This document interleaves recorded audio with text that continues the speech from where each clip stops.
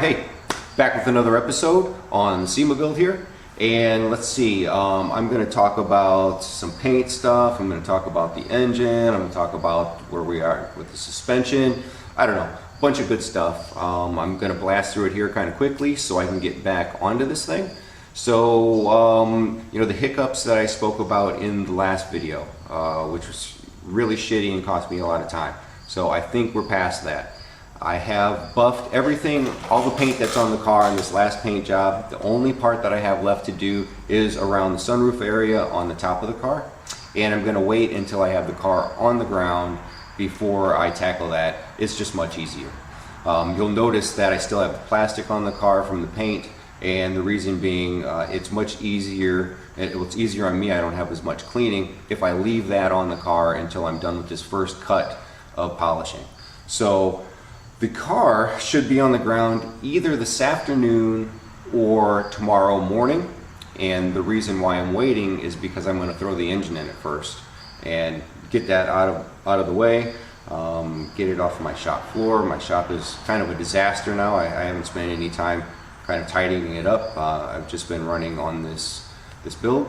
So I have so the engine, I have our friends at Renegade Hybrids, you know, came on board as sponsors, and you know, have been part of the brand for quite some time if you followed it. And so I have the conversion kit on our fresh LS3. It is ready to drop in the hole, and that will be happening today. I'll take still photos, and maybe I may even get a video in as you know it's happening, or right after it's happened. You won't see this gorgeous engine bay in the stills because I have it protected. I don't want to scratch anything as this engine drops in the hole. And then I'm sure I'll pull the cover off and take some photos once the engine is actually in there. So yeah, so engine goes in, car will be on the ground, I'll finish the polish, I'll pull that plastic off so the next time you see the car, it won't have all of this plastic on and it'll be a little more presentable looking. I have the doors on the chassis now. That's something that you haven't seen yet, and I'll pop some stills in the video of that. Oh, I have the suspension underneath the car, thanks to my friends Chuck and Todd that have been, you know, coming in. It's certainly Todd coming in and really helping me get this job done on the car. You know, so many things have happened this year that were unforeseen that you know, I'm kind of scrambling, which I didn't anticipate doing on this build whatsoever. So let's see. I have still to paint the hood and the header panel. The hood is custom. It is something that I've never seen on a 944 before in this kind of variation. It you know, it's taken a few hours to put together.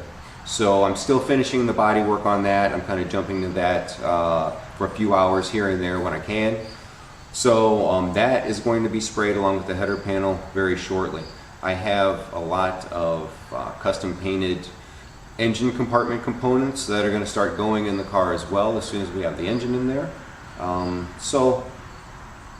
Making a lot of progress. Again, suspension's underneath the car. We've got a few pieces that are painted a Porsche code Sapphire Blue Pearl, which is a 2019 code.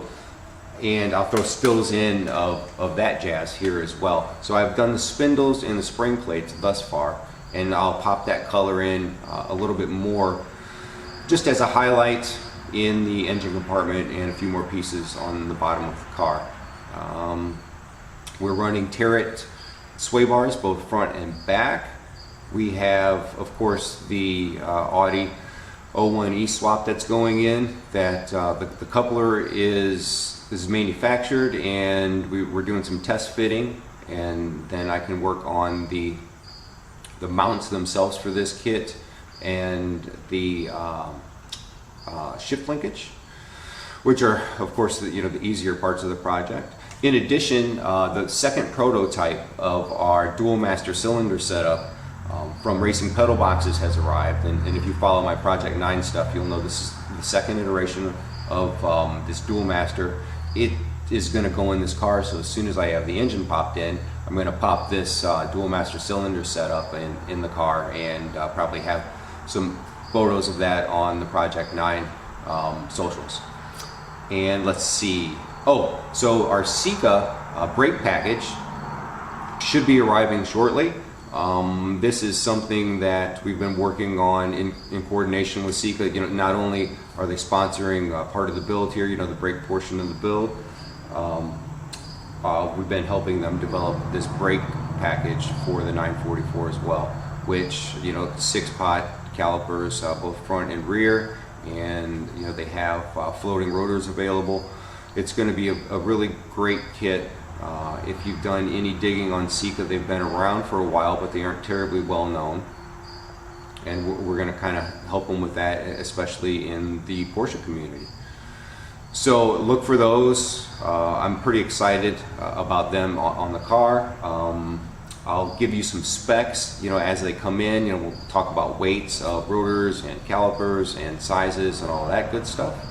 And also share, you know, master cylinder bore sizes for the setup.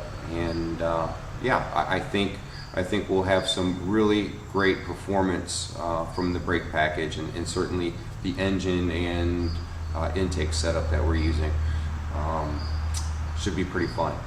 The headers, which you'll see, I'm sure, in this video as we're putting the engine in, and certainly once the engine is in the car, are from Slow Motion Speed once again, and we'd like to thank them for coming on board as a sponsor as well. You know, hands down, it is the best exhaust product or header product for these LS swaps on the 944 chassis.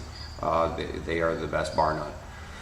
All right, so I think I'll quit rattling on here. I'll show you these stills. You may catch a video that I popped in here as something was happening, you know, later on.